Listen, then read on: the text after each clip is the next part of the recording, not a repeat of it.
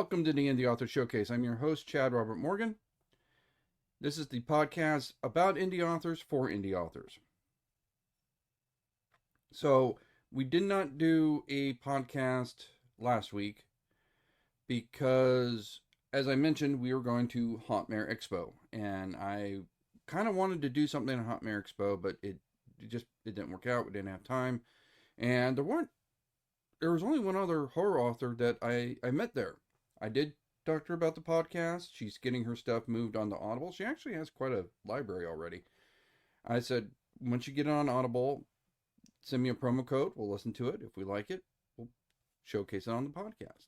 So hopefully we have a future submission coming up. Shared her some of my experiences working with ACX, juggling between that and Find Away Voices. Find Away Voices just renamed itself or rebranded itself, so I'm not sure what it is right now, but went through that, so hopefully her audiobook journey will be a little bit smoother than mine was, but we'll see going forward. So let's talk a little bit about Hauntmare Expo. It took place at the Fresno Fairgrounds, which was a little bit of a logistical problem for us being here in Orange County. So we had to drive up there, got stuck in LA traffic. A 4-hour drive became 6. We got a hotel right down the street from the fairgrounds, and the area around the fairgrounds wasn't all that great of an area. The hotel seemed to be in a little bit of a sketchy area. The hotel itself was pretty nice. The Sequoia Motel, it was the rooms were recently remodeled, it looks like. So it was a decent hotel. I thought it was a little overpriced for what we got, but it was a decent hotel in a not so decent part of town. The fairgrounds themselves were really nice. They were small compared to like LA or Orange County fairgrounds, but they were really well decorated, and it's just inside they were immaculate. It was a beautiful place to hold an event in. I could see the appeal of wanting to go to the Fresno Fairgrounds because they were really nice fairgrounds. The event itself, I think, was a moderate success. I've been to worse conventions. I've been to better conventions. So let's start with, what did I like about it? Well, the first thing I liked about it was really inexpensive. So considering the booth fees, the hotel, the travel time, I still broke even. Booth fees were very, very low. This was,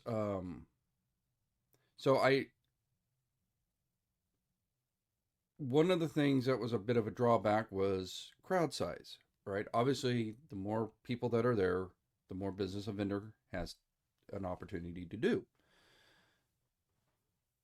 And relatively speaking, I mean, compared to, like, say, Monsterpalooza, where there's a line around the block before the thing even opens, it was rather slow. However, my break-even point was much lower. So while I did way more business at Monsterpalooza, I'm still breaking even. So it's, in terms of finances, it's kind of a push.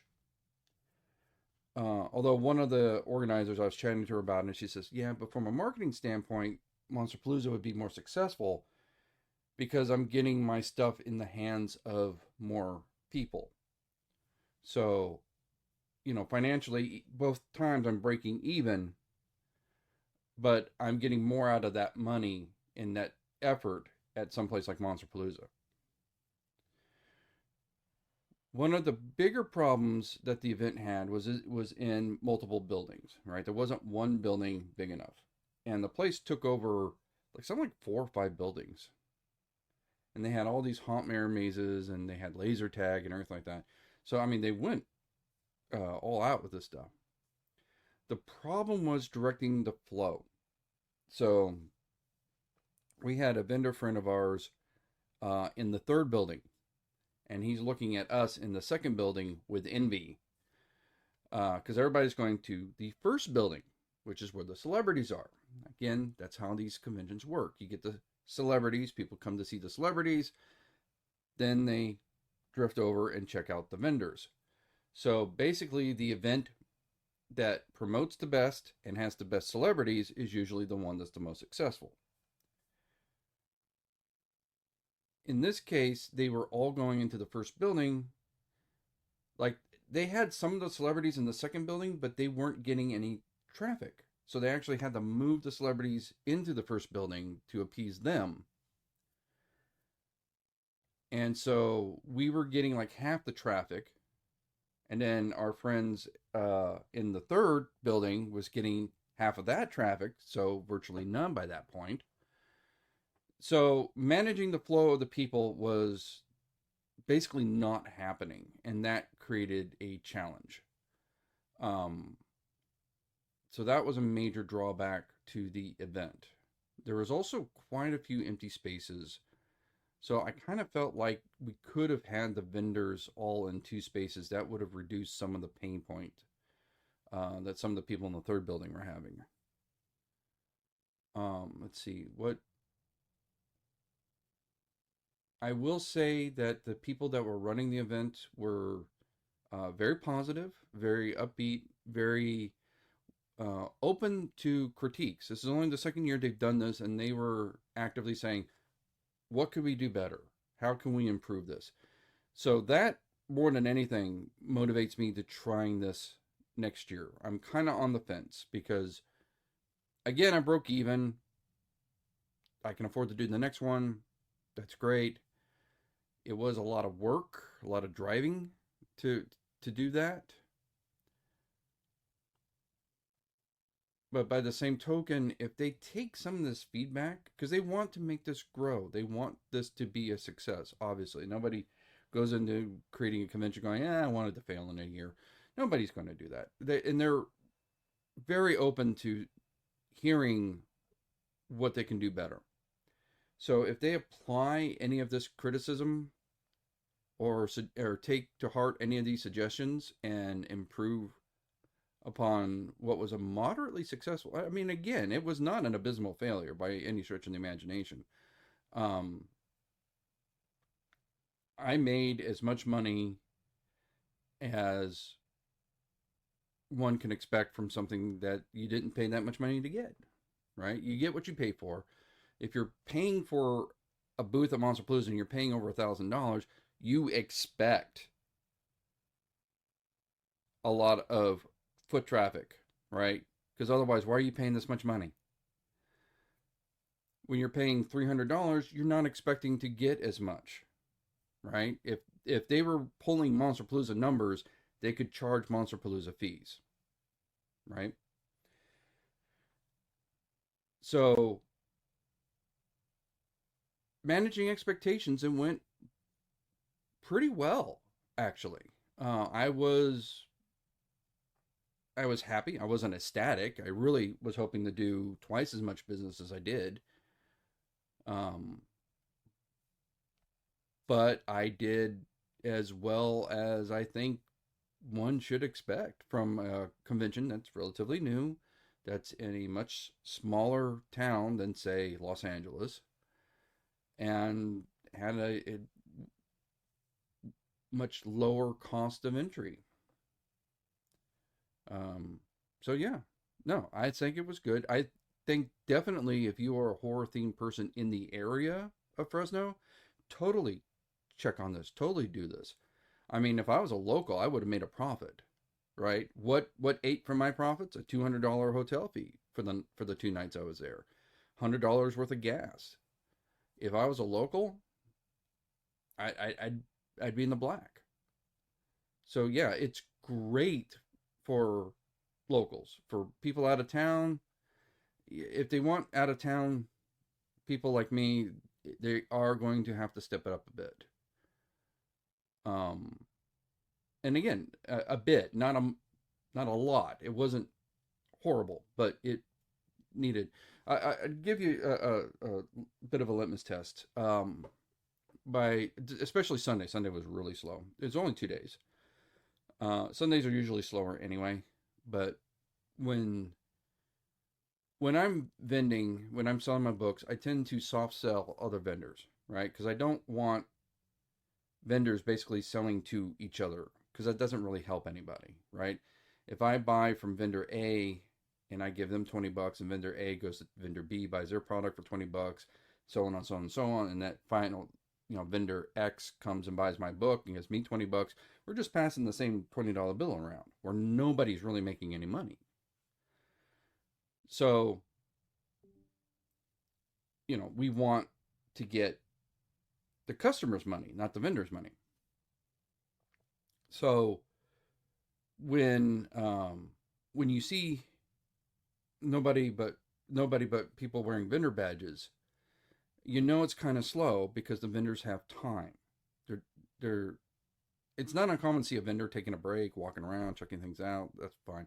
But when like you're trying to do your hustle and it's nobody but vendor badges, you realize, okay, this convention's kind of dead right now. The vendors have nothing to do. So they're killing their boredom, is what they're doing. So that's a warning sign right there, right? That you're not getting enough traffic. When the celebrities are walking around, now you're really fucking up. Celebrities should never be that bored. That's what happened with Vampire Weekend, where when the celebrities started checking out the vendors. That's when you've really messed up. So, Saturday was really busy. We did most of our business on Saturday. Sunday was very slow, even for Sunday. So, yeah, all in all, about a C, right? I think if you're a local vendor, it is a great opportunity. I think if you're looking to, you're like us, where you're in LA or you're San Francisco or something like that, and you're trying to expand your reach, um, maybe when it's a bit bigger, maybe try it next year, but take it with a grain of salt, because this convention needs to grow before it's going to really be worth all that kind of cross state travel. They want to grow, they're willing to take feedback to grow, and hopefully they will, because they were a great bunch of people, and I would love to see this become bigger. Something else I wanted to talk about. I started thinking about this the other day. So I had a person who's important to me just announced that they earned their 5-year chip. And I won't say who because, the second A in Alcoholics Anonymous is anonymous, right? So it's none of your business who it is. But suffice to say, it's a person who's important to me. As a grandchild of alcoholics, my grandmother was a blue book thumping diehard AA member. My grandfather also went to AA, but he would have a tendency to basically fall off the wagon about once a decade, go on a bender, and then start all over again. I know how important those chips are, and it started making me think about the treatment of alcoholism in literature. And I started racking my brain, and I was like, I can only think of 2 books that have actually dealt with alcoholism and the battle for sobriety in a very detailed and realistic way. And that's The Shining by Stephen King and its sequel, Dr. Sleep. Now, I am talking fiction here, right? There's obviously a lot of celebrity memoirs where people talk about their battle for sobriety and stuff like that. But I'm talking about fictional books. And if you can think of another book that deals with the topic, please leave it in the comments. I would love to know because I have been racking my brain. I cannot think of one. And I started thinking about how interesting those 2 books are because, as you know, Dr. Sleep is a direct sequel to The Shining. It's like one of the few, if ever, times Stephen King wrote a direct sequel to anything. And I started thinking about it, and I realized that he is taking the same issue with battling for sobriety and flipping the script on the sequel. So in the Shining, we have a alcoholic who's going to AA, who is currently sober, and he's basically tempted to reconnect with his demons, right? Both figuratively and in the bottle, or I should say, both literally and in the bottle. So Jack Torrance, I mean, in fact, there's that infamous scene. Everybody remembers the movie, which, by the way, book's way better. Like that needs to be said. That infamous scene where he's at the bar and the ghosts are basically serving him alcohol and convincing him to take the bottle back up. Dr. Sleep is the opposite. Dr. Sleep, we start with Danny, who is an alcoholic. He's turned to alcohol to deal with his experiences in the Overlook Hotel. And Dr. Sleep is very much his battle getting sober. So, where Jack is sober and he is torn off the sobriety train back into drinking, Danny is going the other direction. He's starting already at rock bottom and coming back to sobriety. And again, the movie's a little different than the book, but in the book, it ends with Danny Torrance finally achieving a certain milestone in AA. So, what's taking place in the book, and this happens in AA, is basically you'll have to talk about your worst experience. This is why it's anonymous, by the way, or one of the reasons. You have to talk about your worst experiences. Oh man, there's that one time I was drunk and I beat my wife or whatever, whatever horrible things you did while you're drunk. And the book starts with Danny basically making some very bad decisions because he is doing it to get high or get drunk.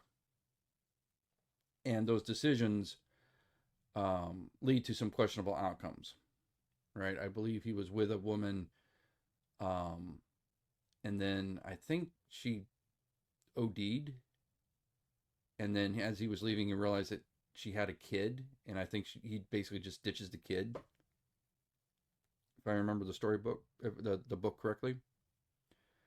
And I think the kid also, because it was neglected, because it was abandoned, also wound up dying. And so Danny had, I could be remembering this wrong, so don't, you know, roast me in the comments, but it was something along those lines, right? Where he felt guilty about ditching the kid. I think something bad happened because he did that, and he was tortured by that. And that's at the beginning of Dr. Sleep. By the end of the book, he's at AA, and he's finally able to confess this sin. And everybody else is like, yeah, well, we've done horrible shit too when we were drunk. So that's part of the healing process, is getting that off your chest, realizing that you have done bad things while you're drinking, but you're not that person anymore. And that's why you don't drink, because you don't want to go back to being that person anymore. And then Danny was then going to his to another character. I don't want to get too spoilery, and saying, hey, look, I see you're drinking. There's a reason why you may not want to do this, because it didn't work out well for me. It didn't work out well for my dad. Issues. So, again, I'm really racking my brain, because even in my own work, I do not think I have dealt with, alcohol and substance abuse with that finite amount of detail, especially from the standpoint of somebody who is recovering or pulled out of recovery in the case of Jack Torrance. I can think of one example, or one really good example, I should say, in TV and film, but I can't think. That would be The Haunting of Hill House, because there was a character that was battling with sobriety in that one, and that one was treated pretty realistically. but I can't think of any other case in literature off the top of my head. So please, if you can think of another book that deals with the topic, leave it in the comments. Shoot us an email.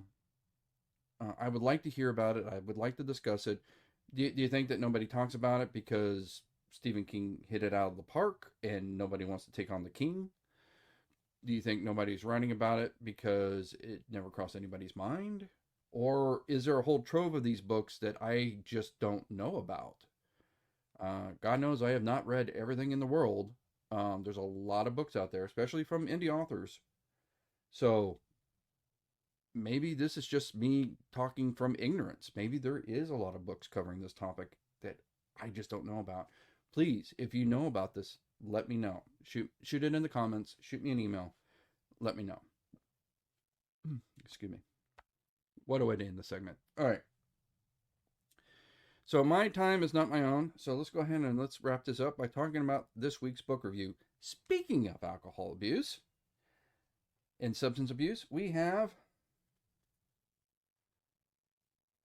Greatest Hits of My Childhood Trauma, Autism Edition by Alex Dark. Now, I will say with the autism diagnosis, so what happens is Alex had already written this book and then later in life was diagnosed with autism. So he went back and revised the book from the standpoint of now he knows that he has autism and how does the events in his life look differently from that perspective.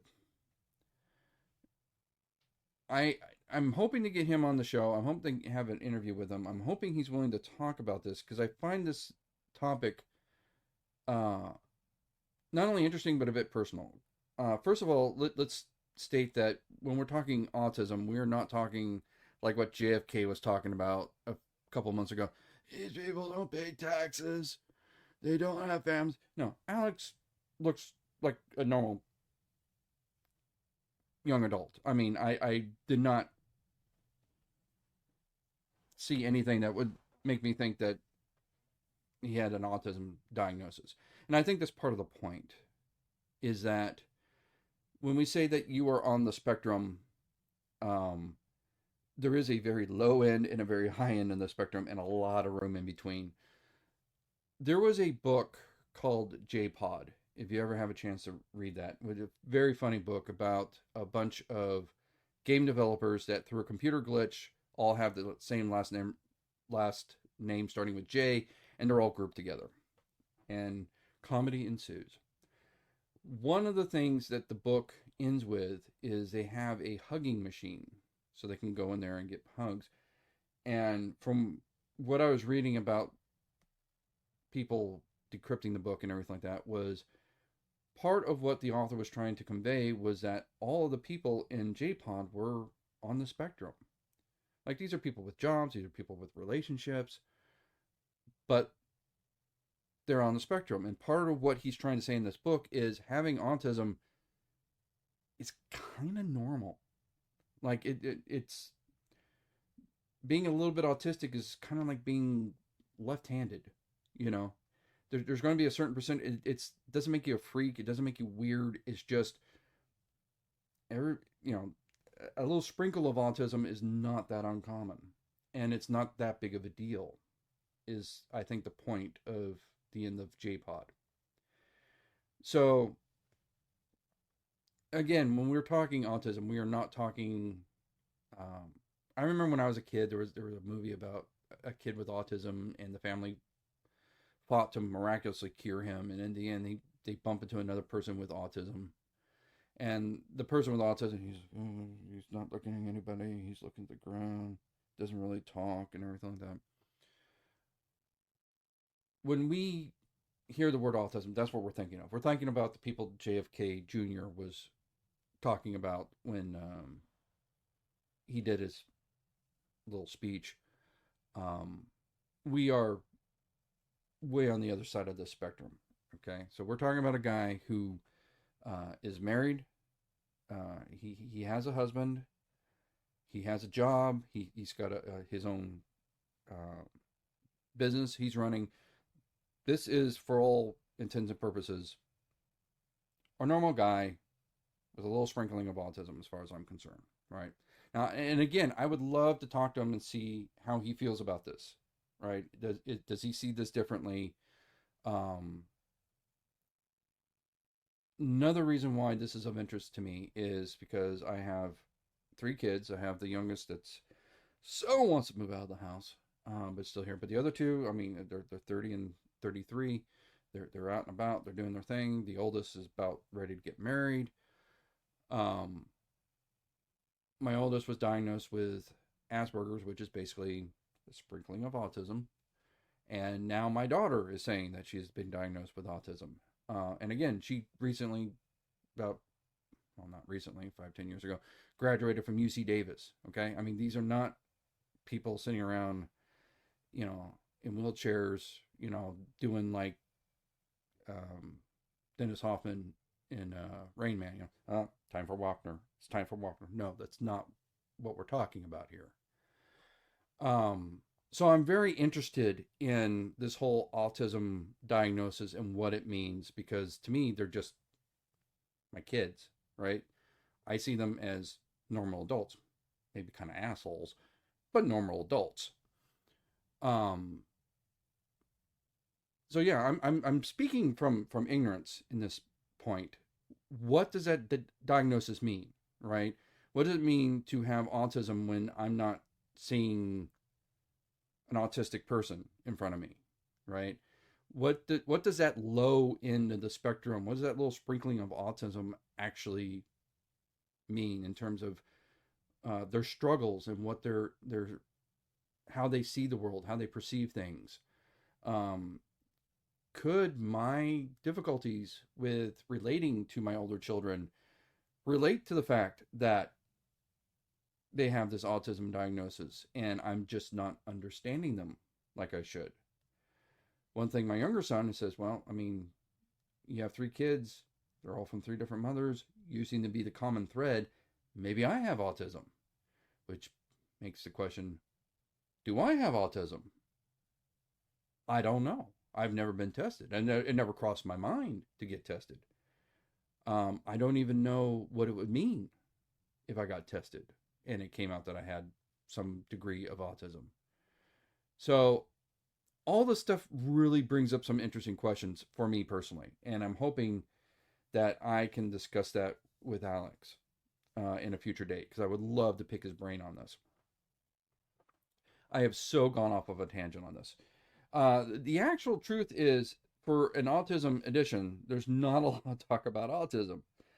It is mentioned a few times. He says, "Yeah, I got autism," and he will describe an event, and then he says, "Looking back on it, now that I know that I have autism, why didn't anybody notice this? Why didn't anybody say this?" Um, Reading the book, I wouldn't have thought he was autistic. Again, I don't understand what that means in terms of a guy who is going through high school, having relationships and that kind of thing. The bulk of the story is his troubles growing up, dealing with his homosexuality, and dealing with basically a mother that has psychological issues. Um, and I say the mother has psychological issues because most of the book is him being institutionalized and then later experimenting with drugs and experimenting with his sexuality.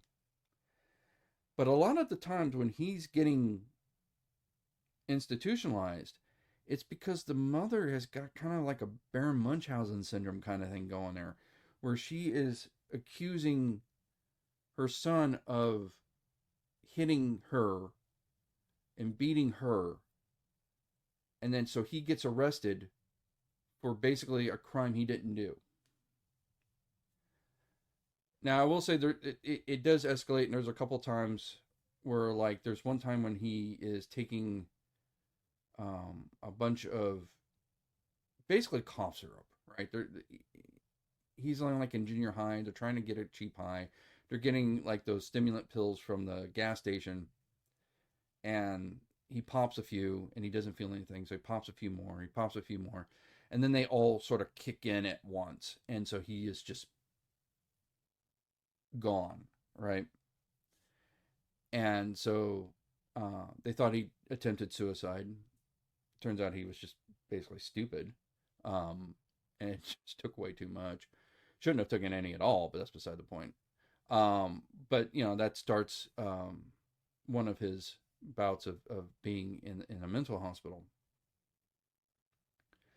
What One of the parts that I found interesting and deeply disturbing as both a father and just an all around human being, and this has been on the news. I know this stuff has happened where the first hospital he is put in, the staff seem to be wanting to make things worse.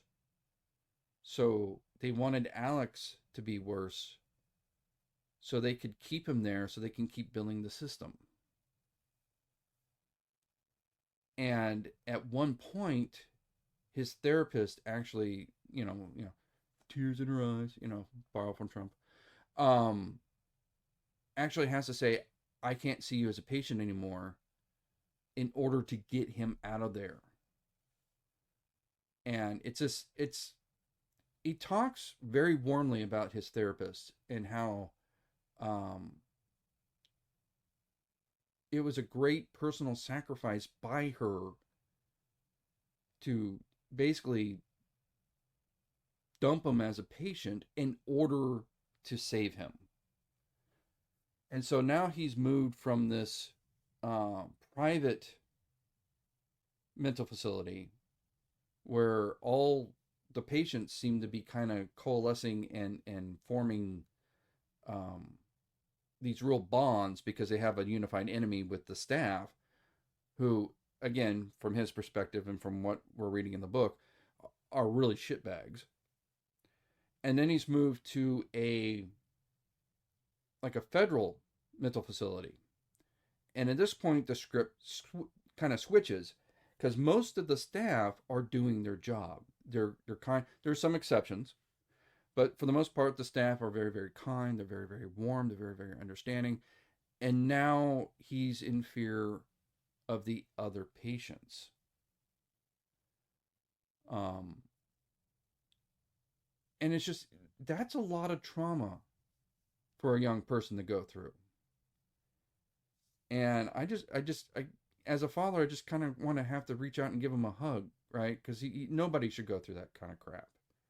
I mean, it's one thing to have to go to a mental hospital, but it's another thing to have to go to a mental hospital that's purposely trying to keep you sick so they can make money off of you. And my one criticism of the book is that it ends with him about being 19. And it doesn't end with Alex in a good place. Now, again, I don't know Alex very well. It's not like we're drinking buddies, but I've met him several times in several of these conventions. Him and his husband do the Witchcraft Coffee. He seems like he's in a good place right now. He's in a relationship. He's happy. At least he seems so from the outside. Maybe he's just wearing a mask. I Hopefully I'll get him on the show and I'll ask him. Um, but the Alex I know, the Alex that I've met, is a far cry from the person at the end of this book. And he has stated in the end of the book that there's more books to come. He's writing more. He wants to continue talking about his journey. Um, and I do want to read more because I want to know how we get from this guy that is just kind of almost at rock bottom at the end of this book to the successful businessman he is today. There is definitely a gap in that story that I have not read yet and that are apparently in future installments. Um, so yeah, it does end on kind of a downer. Um, and I was able to swallow that pill because I know that's not how the story ends for him. I mean, his story's not ending anytime soon. He's still a young man. He's still got ways to go. Um, the other thing I would say about the book, though, is that um, there were times he had me laughing out loud just because of the way he phrased things. He does have this very dark sense of humor that made all this trauma very enjoyable. I know that sounds weird. Um, but he is talking about it. It's like, oh my God, I went to this thing. It was disgusting. The whole thing smelled of semen and despair and bad acne cream and, that kind of thing. And it's just, you know, he had to kind of, I know it's bad, but he's at a place where he can kind of joke about it a little bit more. And it was an enjoyable read, in spite of the fact that this is a very dark book. He sprinkled just enough of him today into the book to make it palatable, right? To talk about these dark things and not make you feel hopeless and depressed. It was actually very. I just hearing him talk about how he's all crushing over a guy and how all excited he is, and just that those pangs of first love and everything like that. Um, Very heartwarming, and I would say I really thoroughly enjoyed this book. And I know just the title, "Greatest Hits of My Childhood Trauma," that in itself tells you this is humor and tragedy merged together in a beautiful way that makes for a book that really I think a lot of people should read. Just if for no other reason than you kind of might remind you of what you went through when you were a teenager, and might make you appreciative of some of the things you didn't go through as a teenager. As I tell my teenager, his job is to do stupid shit. My job as a parent is to make sure he survives the stupid shit. There were a couple of exceptions where his mother actually steps in to make sure he survives the stupid shit he does. But for the most part, Alex in this book is flying solo. In fact, if anything, he's flying against a lot of headwinds. So it is a very strong book, and I think it's something that a lot of teenagers should actually read, because I think they'll find a kindred soul in Alex Stark. So that's it for the podcast. Again, as I mentioned, my time is not my own these days. I am busting my ass with 2 jobs. I gotta go back out and work some more today. Um, I will try to maintain the podcast schedule, which is going to be more and more difficult as time goes on. Our next event will be at Creep IE. We're 1 month away from Creep IE. Remember, use promo code SPECTRAL to get $5 off your admission to Creep IE Aftermath. To help you remember, we are going to put all horror-themed merch on our store at 30% off. Same promo code.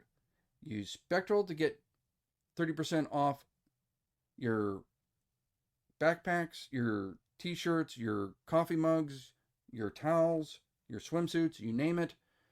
Everything but the books. The books. So what I do is everything is done through Printful, except for the 3D monsters that we make. We make those ourselves here at the garage, here at the house. And the books, which are printed through Lulu. A 30% off on the books would actually be at a loss. So books are off limits.